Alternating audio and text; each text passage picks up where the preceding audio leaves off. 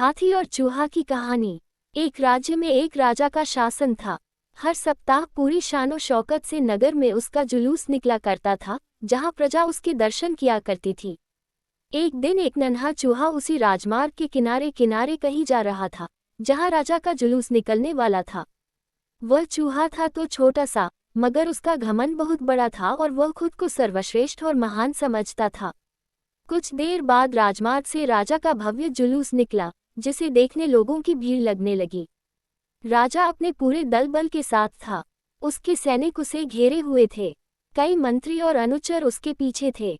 वह एक विशाल शाही हाथी पर सवार था।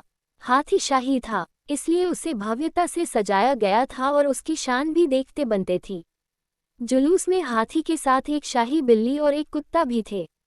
राजा का जुलूस देखने को उमड़ी भीड़ राजा के साथ साथ उसके शाही हाथी की भी प्रशंसा कर रहे थी। ये सुनकर घमंडी चूहे को बहुत बुरा लगा। वह हाथी को गौर से देखने लगा, फिर सोचने लगा, इसमें ऐसी क्या खास बात है जो मुझ में नहीं। मैं भी उस जैसा ही हूँ। मेरे पास भी 2 आँखें, 2 कान, 1 नाक और 4 पैर हैं। फिर उसकी इतनी प्रशंसा क्यों? उसके विशाल शरीर के कारण, लंबी सूंड के कारण, छोटी छोटी आंखों के कारण या झुर्रीदार चमड़ी के कारण? किस कारण? एक बार तुम लोग मुझे देख लो, उस हाथी को भूल जाओगे। मैं हाथी से ज्यादा महान हूँ। चूहा ये सब सोच ही रहा था कि शाही बिल्ली की नजर उस पर पड़ गई और उसकी लार टपक गई। जुलूस छोड़ वह उसकी ओर लपकी। फिर क्या था, चूहा अपनी सारी महानता भूलकर दुम दबाकर भागा। भागते भागते वह हाथी के सामने आ गया। आगे बढ़ते हाथी ने उस पिद्दी से चूहे को देखा तक नहीं और अपना विशाल पैर उठा लिया।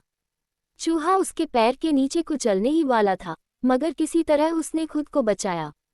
वहां से बचा तो खतरनाक कुत्ता सामने था, जो उसे देखकर गुर्राया। चूहा पूरी जान लगाकर वहां से भागा और राजमार्ग के किनारे स्थित एक छेद में घुस गया। उसका सारा घमंड उतर चुका था। उसे समझ आ चुका था कि वह इतना भी श्रेष्ठ और महान नहीं। सीख: किसी से मात्र रूप रंग की समानता हमें महान नहीं बनाती। महान हमारे गुण और कार्य बनाते हैं।